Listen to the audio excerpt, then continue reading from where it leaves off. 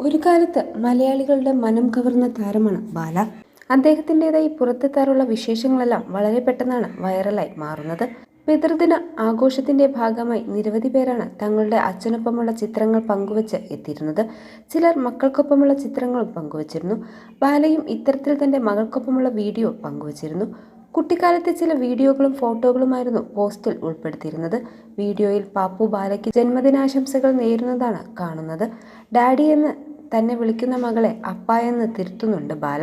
ഓർമ്മകളുടെ കണ്ണുനീരുമായി ആദ്യമായി ഈ വീഡിയോ ഞാൻ പങ്കുവയ്ക്കുകയാണ്. എൻ്റെ പിറന്നാൾ ദിവസം തന്നെ കോടതിയിൽ വെച്ച് എനിക്കെതിരെ തെറ്റായ ആരോപണങ്ങൾ ഉന്നയിച്ചുവെങ്കിലും എൻ്റെ മാലാക പാപ്പു എനിക്കൊപ്പം നിൽക്കുകയും അപ്പ എന്ന മാജിക് വാക്ക് പറയുകയും ചെയ്തു.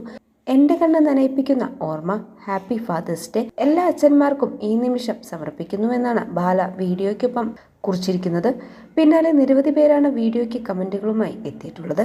അതിൽ ഒരാൾ കുറിച്ച കമൻറ്റും അതിന് താരം നൽകിയ മറുപടിയുമാണിപ്പോൾ സോഷ്യൽ മീഡിയയിൽ വൈറലാവുന്നത്. മകൾ വേണമെങ്കിൽ ആദ്യം മകളുടെ അമ്മയെ ബഹുമാനിക്കണം, അല്ലാതെ ഇവിടെ കിടന്ന് മോങ്ങിയിട്ട് കാര്യമില്ല എന്നായിരുന്നു കമൻറ്റ്. അതിന് ബാല നൽകിയ മറുപടി ഇങ്ങനെയായിരുന്നു: എന്നെ വിമർശിച്ച് നിങ്ങൾ വെറുതെ ബുദ്ധിമുട്ടേണ്ട. എന്നെ വിലയിരുത്തുന്നതിന് പകരം നിങ്ങൾ സ്വന്തം അച്ഛനെ സ്നേഹിക്കൂ. അച്ഛനോട് ഹാപ്പി ഫാദേഴ്സ് ഡേ എന്ന് പറയൂ, അദ്ദേഹം സന്തോഷിക്കും എന്നാണ് ബാല മറുപടി നൽകിയത്.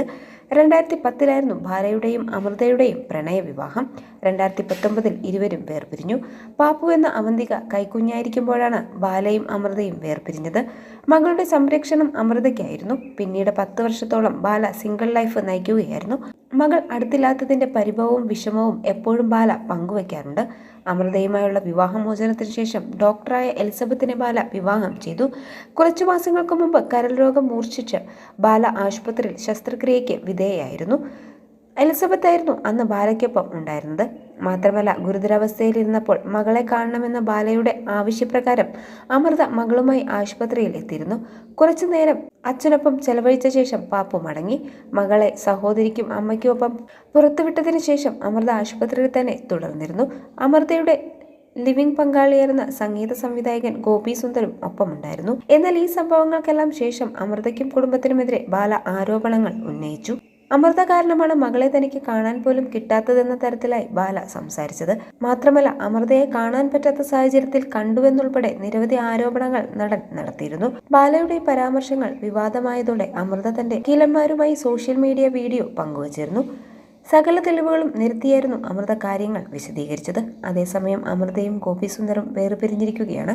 ബാലയും എലിസബത്തും വേർപിരിഞ്ഞിരിക്കുന്ന വാർത്തകളും ഉണ്ട്. ഇരുവരും ഒന്നിച്ചല്ല താമസം. ജോലി തിരക്കുമായി കേരളത്തിന് പുറത്താണ് എലിസബത്ത്. എങ്കിലും നാട്ടിലെത്തിയാൽ ബാലയെ കാണാൻ എത്താറില്ല. പരസ്പരമുള്ള ചിത്രങ്ങളും ഇരുവരും പങ്കുവയ്ക്കാറില്ല.